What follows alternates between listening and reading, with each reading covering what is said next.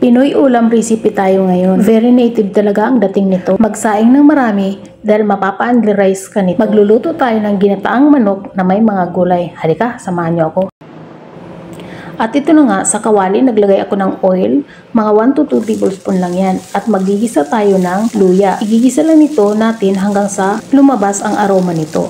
Igigisa lang natin ito ng mga ilang minuto. At inad ko na ngayon ang ating isang pirasong onion, in-slice ko lang yan. Igisa lang natin yung ating onion hanggang sa mag-translucent ito.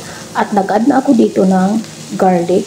Mga 5 cloves na garlic lang yan. So, igigisa natin hanggang sa maamoy natin yung mabango na amoy ng garlic. At nag-add na ako dito ng salt and black pepper. Pinch lang yung ating salt and ng ating black pepper. At dito naglagay na ako ng chicken. Yung ating chicken dito ay in-slice ko na ito into pieces. So, yung bite size. At igigisa lang natin yan hanggang sa mawala na yung pamumula ng ating mga manok. At habang ginigisa natin ito, nag-add ako dito ng 3 tablespoon na patis. At tuloy-tuloy pa nating isasangkutsa yung ating manok sa ating mga ingredients. At nag-add na tayo dito ng black pepper. So, 1 teaspoon na black pepper yan.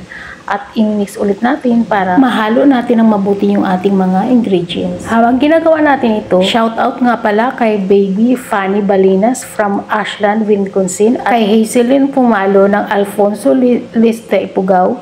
Maraming salamat sa inyong panunood at sa mga bago sa aking YouTube channel at sa aking Facebook page, mag-comment ka lang dyan para may shoutout kita sa aking mga next video. At dito sa part na to, naglagay na ako ng coconut milk. Ang coconut milk ay yung ating pangalawang gata. Hahalo-haluin lang natin ito at maglalagay din tayo dito ng isang pirasong chicken cubes. Pero optional to, kung ayaw mo, pwede mo nang skip yan. Naglagay lang ako ng chicken cubes dahil nakakadagdag din siya ng pampasarap.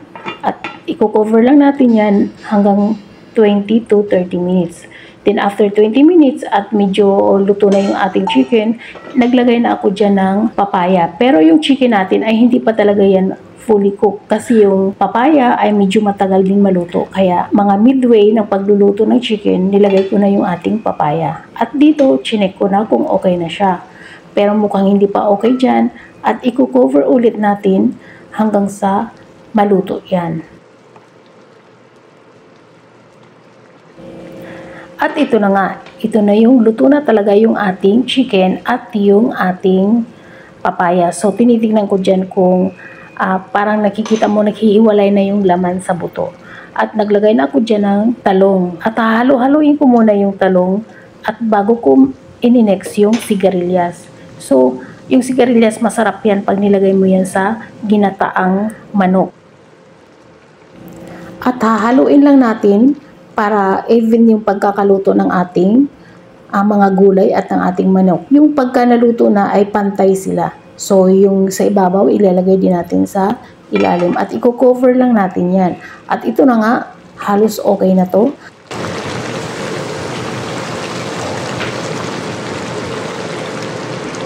At mag-a-add na tayo dito ng ating coconut cream. Ang coconut cream ay yung kakanggata. Yung unang piga, yan yung tinatawag na coconut cream. At once na nailagay na natin yung ating kakanggata, medyo lower na yung ating heat. At hindi na natin kailangan pang i-cover yung ating pan kasi ang mangyayari niyan, magbubuo-buo yung ating gata. At dito naglagay na ako ng dahon ng sili. Pwede rin kayo maglagay dyan ng malunggay. So ako, sili yung pinili ko. Masarap din yan kung malunggay. Malunggay is miracle vegetable yan. Kaya yung nandiyan lahat ng mga vitamins. At dito nag-add na rin ako ng siling panigang. Kung gusto nyo marami, pwede. At dito tinimplahan ko kasi kung kinakailangan mag-add ng salt, mag-add na tayo ng salt. So dito na tayo mag-adjust ng ating mga seasoning. So pero ako, parang kinulangan ako ng konti dyan. So naglagay ako dyan ng konting salt. At nag-add ako dito ng siling labuyo.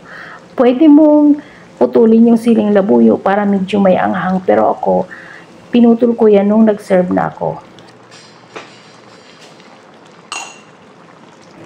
At dahil kinulangan pa nga ako sa timpla niyan, kaya nag-add pa ako dyan ng salt. Kunting salt lang ang dinagdag ko dyan. At ihahalo-halo lang natin para ma-dissolve yung ating salt. At titikman lang natin kung okay na talaga. At dito tinikman ko, nung tinikman ko to ay napakasarap talaga sa totoo lang. Kanin lang talaga ang katapat nito. At 'di ba, one dish meal na. Meron na ng ulam, meron pa ng gulay. So ayan, okay na to at meron na tayo ng ginataang manok na may gulay.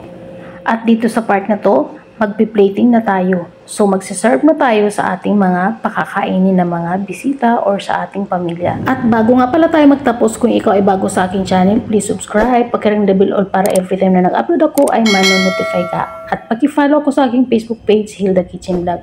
Maraming salamat sa inyong panonood at sana magkita-kita pa tayo sa ating mga next video. So ito na, ginataang manok na may mga gulay. Thank you for watching. Bye!